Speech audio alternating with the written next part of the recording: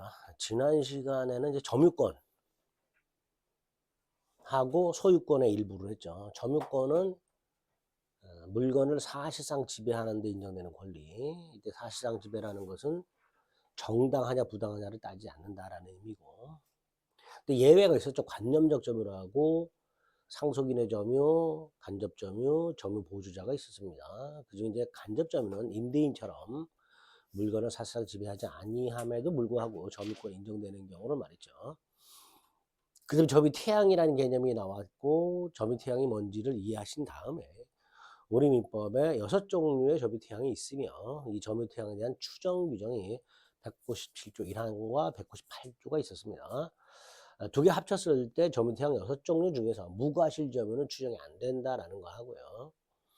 197조 2항에 선의가 악의로 바뀌는 경우 소재기시부터 바뀐다. 그런 것들 확인하시고, 점유권의 취득과 소멸에서는 특히 특정 승계 취득에서 자신만의 점유를 주장할 수도 있고 전 점유자의 점유를 아울러 주장할 수도 있다.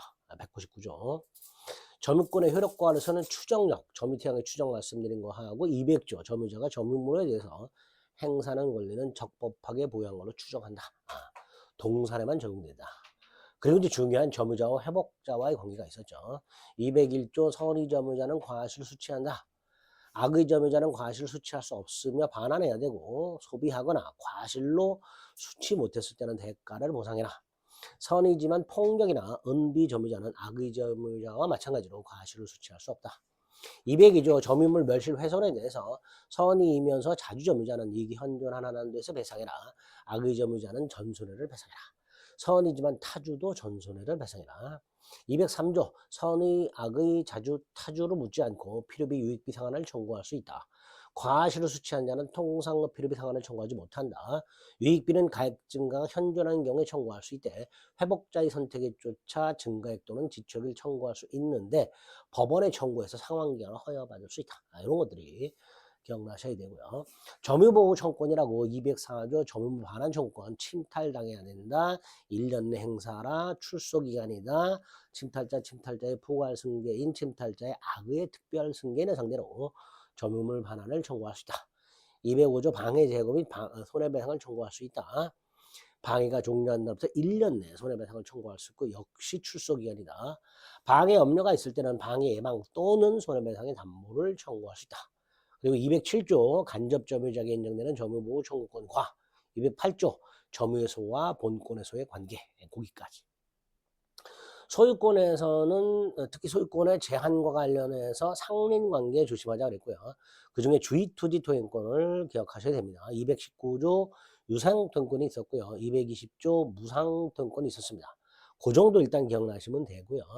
그러면 소유권의 취득과 관련해서 특히 법률 규정에 소유권 취득, 그중에 취득시효라는 게 있다. 취득시효가 뭐냐? 그 개념까지 지난 시간에 봤습니다. 자, 이번 시간에는 본격적으로 취득시효가 뭐냐고 좀 자세히 봐야 됩니다. 시효라는 것은 일정한 시간이 경과했을 때의 효력을 말하고요. 그중에 일정한 시간이 경과하게 되면 권리를 취득하는 제도를 취득시효라고 하는데요. 우리 민법은 소유권에 취득시효라는 제도를 두고 있으며, 그 취득시효의 기본이 요겁니다. 원칙적으로 타인, 원칙이에요, 원칙.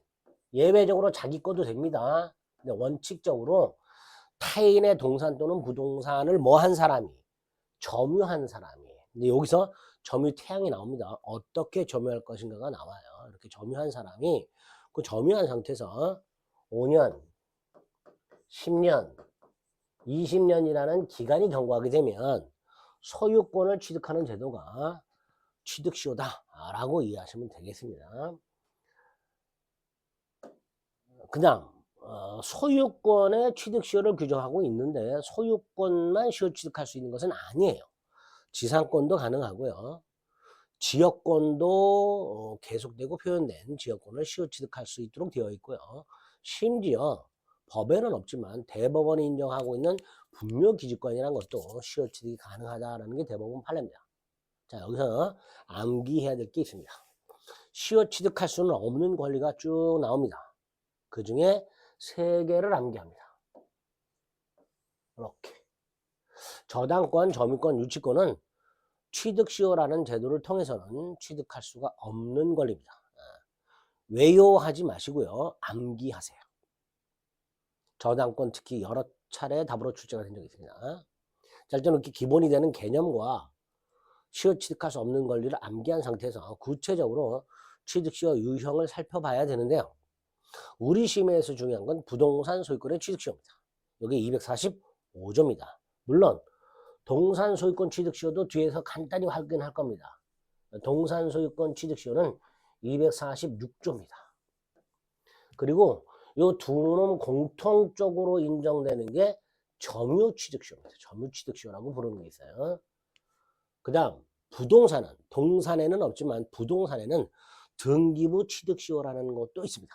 그래서 소유권에 있는 취득시효라는 제도의 유형은, 거기서 볼 수 있는 유형은 총 3가지가 있다.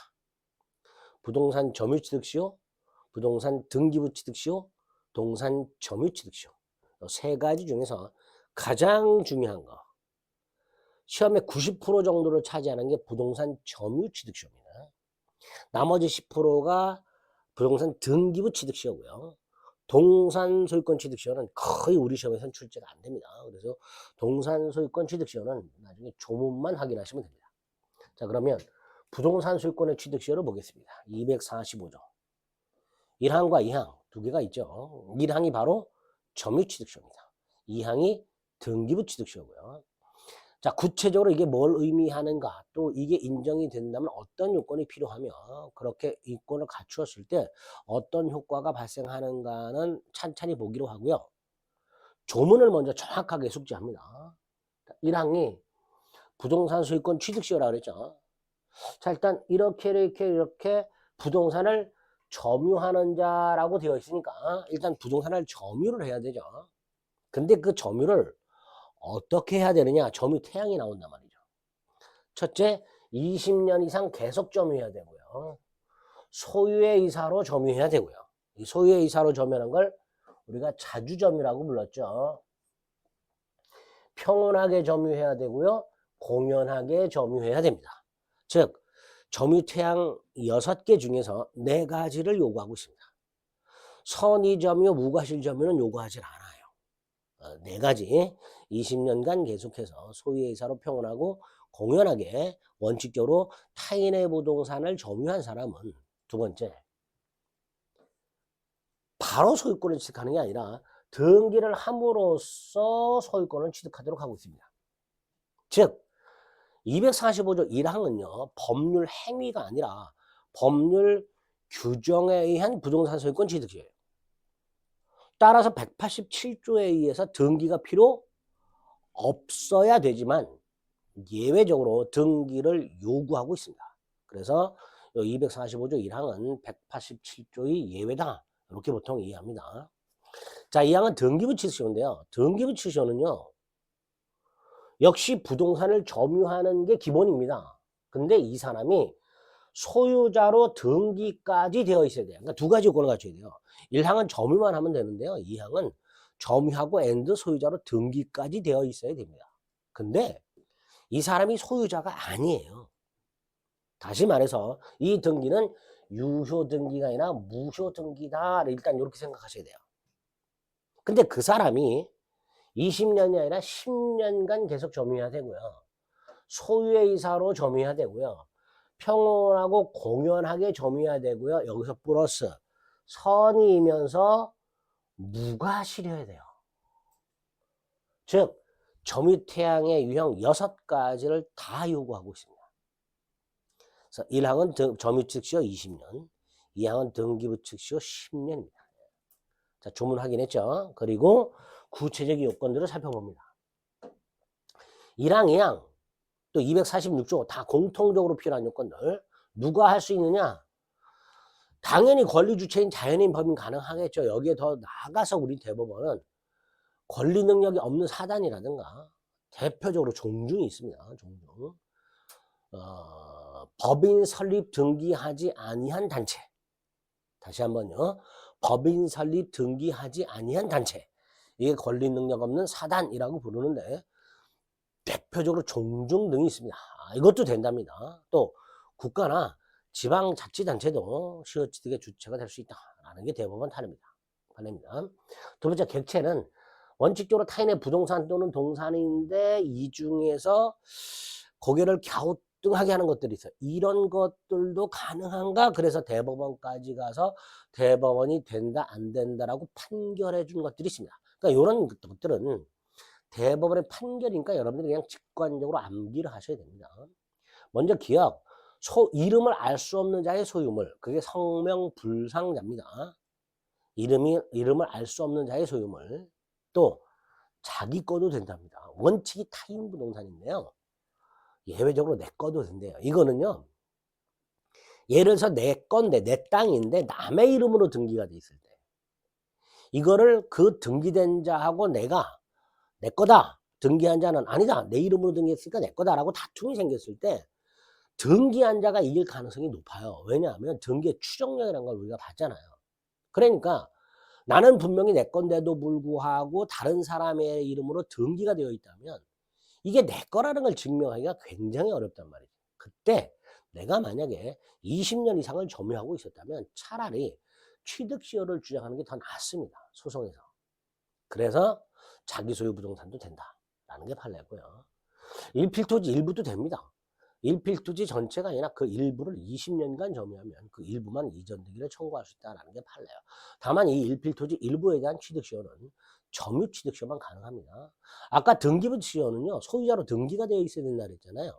근데 일필토지 일부에 대한 소유권 등기는 불가해요. 그러니까 일필토지 일부에 대해서는 점유 취득시효만 가능하다. 그 다음 국유재산은 두 종류가 있습니다. 행정용도가 정해져 있는 행정재산과 행정용도가 정해져 있지 아니한 일반재산, 구잡종재산이 있는데요. 그 중에서 일반재산만 가능하다. 또 공유지분도 가능하다. 자, 여기까지는 암기하셔야 됩니다. 반면에 주위에 있는 거 있죠? 안 되는 거. 당연히 국유재산 중에 행정재산 안 될 것이고요. 자연적으로 조성된 해운대 바닷가와 같이 이건 이제 자연적으로 조성돼 있으면서 일반 대중에게 공개가 된 일반 대중이 별다른 제한 없이 사용 가능한 곳이죠. 이런 것들을 자연공물이라고 합니다. 당연히 안 됩니다. 또 아파트 복도 계단 있죠. 집합건물 공용분이라고 부르는 곳입니다. 이런 것들도 안 된다라는 게 판례입니다. 자, 그 다음에 이제 기업과 관련해서 국유재산 중 일반재산 된다 그랬죠. 그와 관련된 판례가 니을입니다. 자, 이 일반재산, 즉 잡종재산에 대해서 시효취득이 가능하려면 쭉 잡종재산이었어야 됩니다. 일반재산, 잡종재산을 점유했는데 중간에 행정재산, 즉 용도가 지정되어 버리면 시효취득은 불가능하다. 두 번째, 국유재산은 행정재산으로 추정을 합니다. 따라서 국유재산에 대한 시효취득을 주장하는 사람은 자신이 점유한 땅이 행정재산이 아니라 일반재산, 즉 잡종재산임을 증명할 책임이 있다. 이게 판례입니다. 거기 디귿이죠.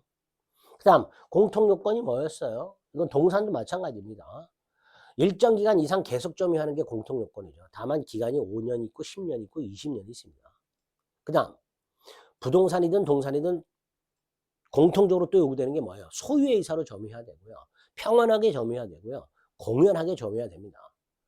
두 번째, 부동산 소유자와 취득시효 완성자가 소송이 붙었을 때 이것도 증명의 문제가 생기는 거예요. 취득시효 완성자는 나 20년 이상 이 땅을 소유의 이사로 평안하고 공연하게 점유했다라고 주장을 하게 될 것이고요. 소유의 이사로 점유했다는 사실, 평온하게 점유했다는 사실, 공연하게 점유했다는 사실을 주장만 해서는 안 되고 증명까지 해야 되는데 여기서 추정 규정을 우리가 봤죠. 197조 1항. 점유자는 소유의 이사로 선의로 평온하고 공연하게 점유한 걸로 추정한다. 그래서 245조 1항 부동산 점유취득시효를 주장하는 자는 이거 증명할 필요가 없는 거예요. 네 가지 중에서 요 세 가지 요거 하잖아요. 요거 증명할 필요가 없는 거예요. 두 번째, 그 소유의 이사는 당연히 점유를 개시할 때만 있으면 됩니다. 3번 요건은 크게 어렵진 않아요. 자, 4번 점유해야 되죠. 당연히 점유 속에는 간접 점유도 들어가죠. 갑소유 땅을 을이 점유하다가 병에게 임대했을 때, 그래서 병이 점유한 상태에서 20년이 되었을 때 직접 점유자인 병은 타주니까 직접 점유자인 병은 취득시효가 인정되지 않고 간접 점유자인 을이 취득시효가 인정될 수 있게 됩니다. 그래서 점유에는 간접 점유를 포함한다. 이런 말을 하게 됩니다. 이것도 기억하시고, 그 다음 주물을 시효 취득했다 해서 종물을 따로 점유하지 않는다면 종물에 대한 시효 취득은 인정되지 않습니다. 이거는 우리 시험법이 바깥인데요. 한번 출제가 된 적이 있습니다. 그래서 이건 이제 우리 시험법이 바깥이니까 그냥 간단히 듣고 넘어가세요. 주물과 종물의 관계는요, 소유자가 일단 달라야 돼요. 두 번째, 독립한 물건이에요. 세 번째, 주물에 대한 권리를 취득하게 되면 종물에 대한 권리도 취득하는 게 원칙입니다. 즉 나중에 저당권에서 보면요, 주물에 설정된 저당권의 효력은 원칙적으로 종물에도 미치기 때문에 주물을 경락받은 사람은 종물도 경락받는다가 대원칙이에요. 원칙입니다. 근데 취득시효는 적용이 안 된다는 거예요, 판례가. 그래서 내가 주물만 점유한 상태에서 20년이 됐다. 그럼 그 주물에 대한 시효 취득만 인정이 되고 종물에 대한 시효 취득은 인정되지 않는다라는 게 판례니까 이것도 따로 우리 시험법이 하가치지만 좀 확인해 주시고요. 또 점유하고 일정 기간이 지나야 되는데 이 기간이 취득 시효 기간이잖아요. 이 취득 시효 기간에 대해서 소멸 시효 기간을 준용하도록 하고 있어요. 그리고 소멸 시효에는 중단 정지가 있어요. 그 소멸 시효 중단 정지 사유 중에 압류 가압류라는 게 있습니다. 그거를 취득 시효에 적용할 수 있느냐? 다시 말해서 내가 점유하고 있는 부동산에 대해서 점유한 상태에서 취득 시효 기간이 흘러가고 있는 상태에서 그 부동산이 압류나 가압류가 되면 취득 시효 기간이 중단되느냐의 문제가 생기는데, 우리 대법원이 요 압류 가압류로 인한 소멸 시효 기간 중단 정지는 취득 시효 기간에는 적용되지 않는다라는 게 또 판례예요. 여기서 역시 소멸 시효가 우리 시험법이 아니기 때문에 이 2번도 정밀하게 이해할 생각하지 마시고요. 결론만 기억을 해도 돼요. 부동산 점유 취득 시효 기간 완성 전에 목적 부동산이 설령 압류나 가압류가 되었다 하더라도 그 부동산 취득 시효 기간 진행은 중단된다 안 된다? 안 된다. 요 정도 기억해 주시면 됩니다. 자, 취득 시효 요건에서 제일 중요한 게 20년 기간 계산이에요. 부동산 점유 취득 시효 중에 핵심이 20년 기간 계산인데, 자, 우리 대법원에 의하면 갑소유 땅을 을이 점유를 개시한 상태에서 20년이 되었다. 이걸 시효 완성이라고 하는데요.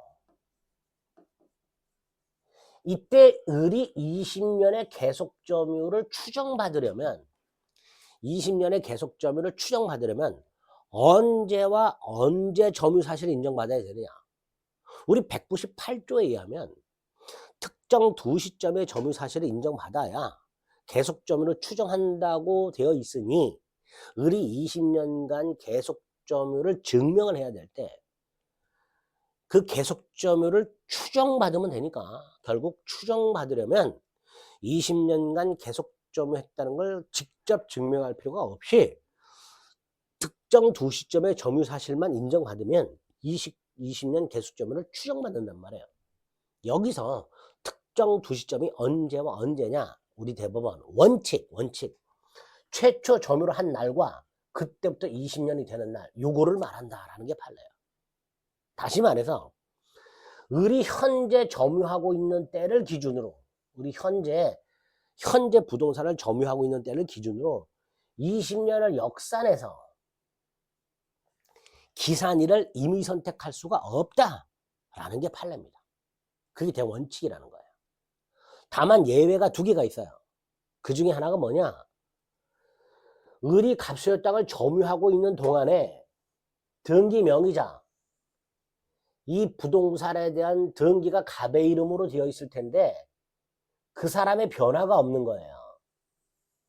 즉 소유자의 변동이 없는 경우, 이때는 임의 선택할 수 있어요. 그러니까 을이 갑소유 부동산을 점유하고 있는 동안에 소유자의 변동이 없다면 을은 현재 점유를 기준으로 기간을 역산해서 기산일을 선택할 수 있지만 그게 아니라면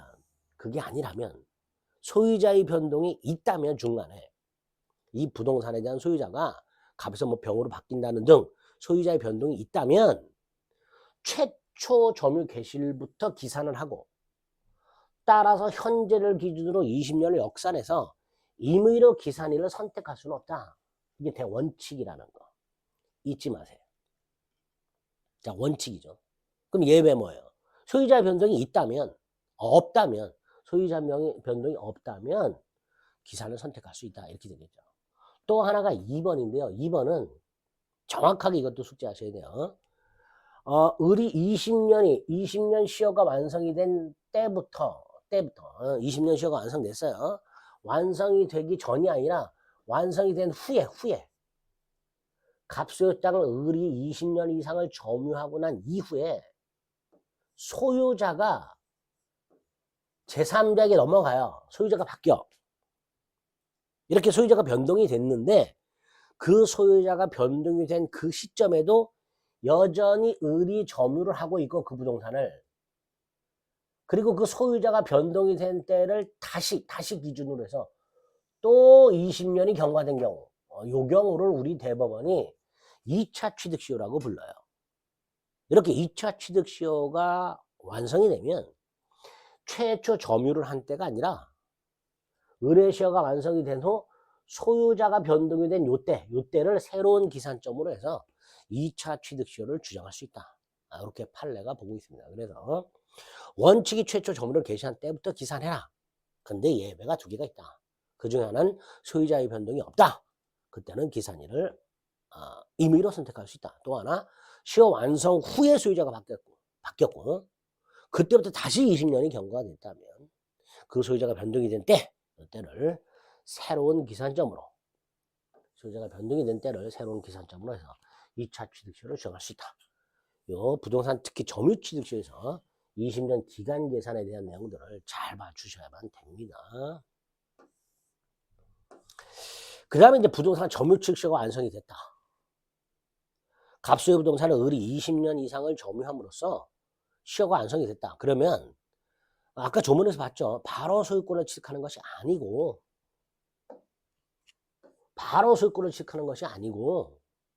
등기해야만 소유권을 취득하니까 등기 청권이 생기는 거죠. 요거를 취득시효 완성을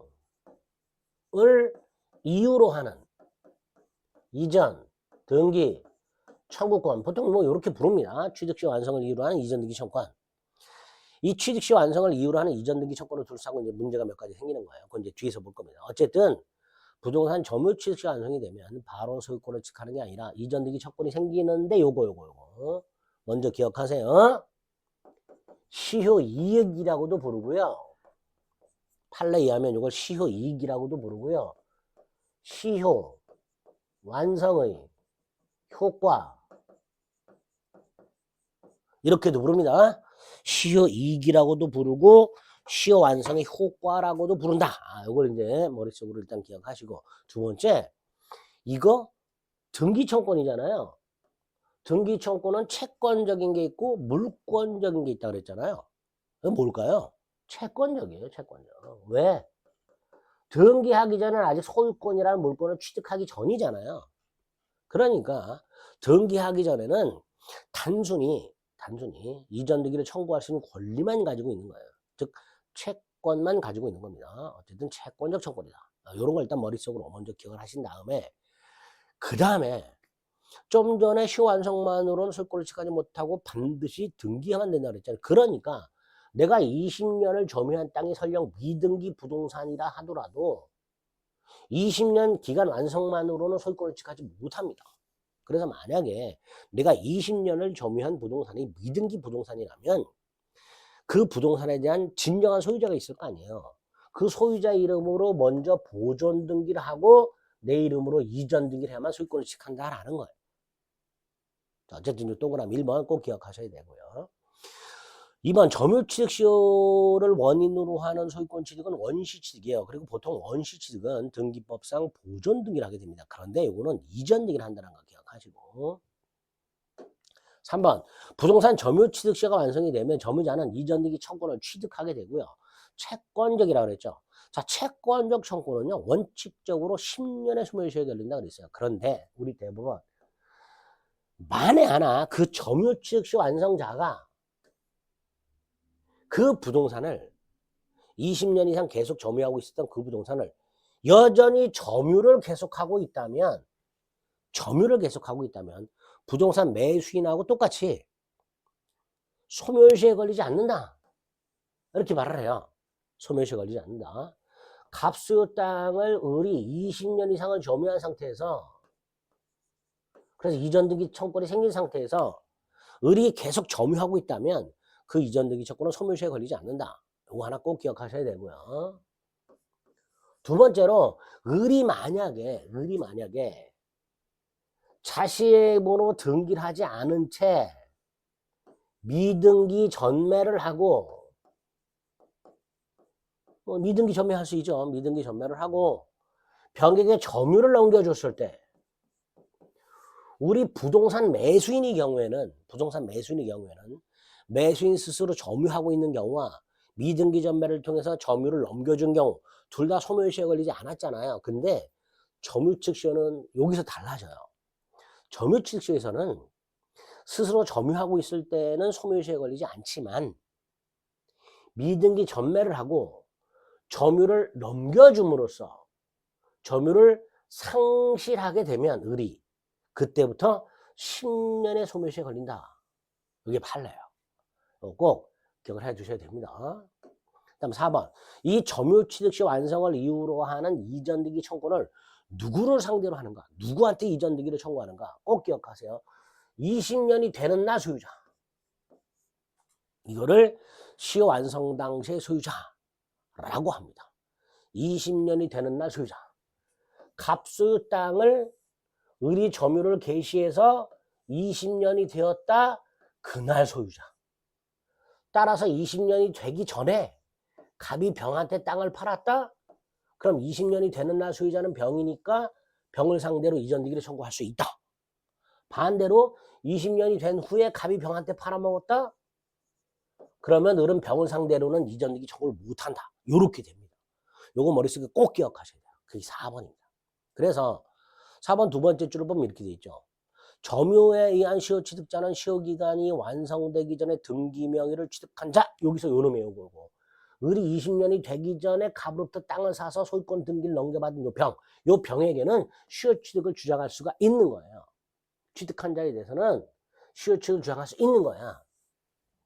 반면에 시효기간이 완성된 후에 을이 20년이 된 후에 갑이 병한테 팔아먹었을 때 요 병, 을의 시효가 완성된 후에 소유권 등기를 취득한 사람, 이 사람에 대해서는 시효취득을 주장할 수 없다. 이 대원칙이면 꼭 기억을 하셔야 됩니다. 5번 아까 말씀드렸죠. 시효 완성 당시 미등기 부동산에 대해서는 등기하지 않고는 소유권을 취득하지 못하니까 그 시효 완성 당시에 소유자 이름으로 보존 등기를 하고 그로부터 이전 등기를 넘겨받으면 되는 거죠. 그래서 여전히 그 보존 등기한 사람을 상대로 설령 상속인에게 넘어가서 상속인이 보존 등기를 했다 하더라도 여전히 그 사람에게 이전 등기를 청구할 수 있다. 6번 시완성 당시에 등기한 자가 있는데 그 등기가 만약에 무효라면 무효 등기 명의를 상대로 이전 등기를 넘겨받아 봐야 무효니까 당연히 이 사람을 상대로는 이전 등기를 청구할 수가 없다. 이렇게 되겠죠. 그래서 이론 뽀개기 시간에는 요 1번부터 6번까지의 효과를 기억을 해 두시기 바랍니다. 일단 여기까지 기억을 해 두시고 7번, 8번은 이제 나중에 문제풀이에서 볼 겁니다. 그리고 나서 요 기본적인 효과에다가 플러스해서 요 사례 형태. 갑소유 부동산에 대해서 을이 20년간 점유함으로써 점유취득시가 완성되었을 때 효과라고 해서 사례 형태로 굉장히 많이 나옵니다. 여기다가 날짜까지 나와버리면 머리가 뽀개져요. 근데 최근에는 날짜를 잘 집어넣지 않고 그냥 갑소유 땅을 을이 20년 이상을 점유함으로써 시가 완성되었다. 이런 식으로 문제가 출제가 많이 되니까 지금까지 봤던 내용들을 기본으로 해서 요 사례 형태로 나왔을 때 어떤 것들이 나오는가 다 판례 내용이에요. 그 판례 내용들을 따로 정리를 좀 해 두실 필요가 있고요. 요 내용은 시간을 좀 달리해서 살펴보도록 하겠습니다.